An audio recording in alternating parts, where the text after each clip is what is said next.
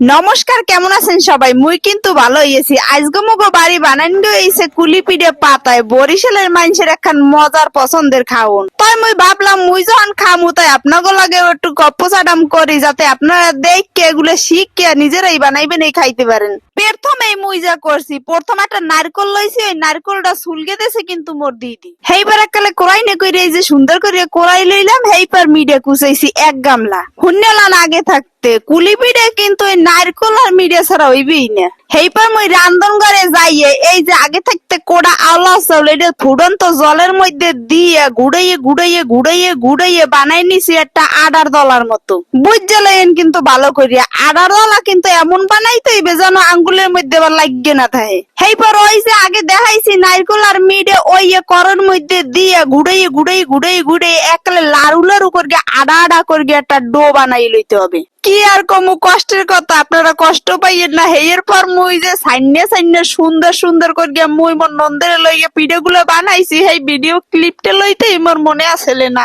যাই হোক, পিঠেগুলো বানাই হয়ে গেছিল। হেয়ের পর মুই এই যে কলা পাতায় সুন্দর করে হাজাইছি, হাজাই দেখছেন কি সুন্দর মুই হাজাইতে পারি। হেয়ের পর হাজাইয়া আগে থাকতে দুধ জাল দিছিলাম 5 কেজি চিনি দিয়ে, 5 কেজি দুধ জাল দিয়ে 1 কেজি বানাইছি সুন্দর অনেক স্বাদের লিগে। তাই সেই কলা পাতায় হাজানের পর এইবার করের ভিতর দিয়া এই সুন্দর করে গিয়া 2 বাটি দুধ দিয়া দিলাম।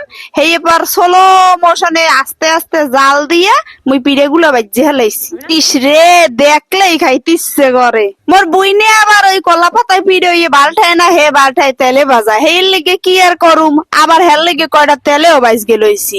দেখেই এককালে আপনাকে যে ভাই জ্বলাইয়ে পারছে না, কিন্তু কি করার, আপনারা তো আর মগো বাড়ি আইতে পারবেন না। হের লেগে রেসিপিটা দিয়ে লাইছি, এখন আপনারা বাসায় বিয়ে বানাই বানাই খান। আর মুই পডর পডর করমু না, আপনারা যে এতক্ষণ ধৈর্য লইয়া মোর বগর বগর হনছেন এই লেগে অসংখ্য ধন্যবাদ।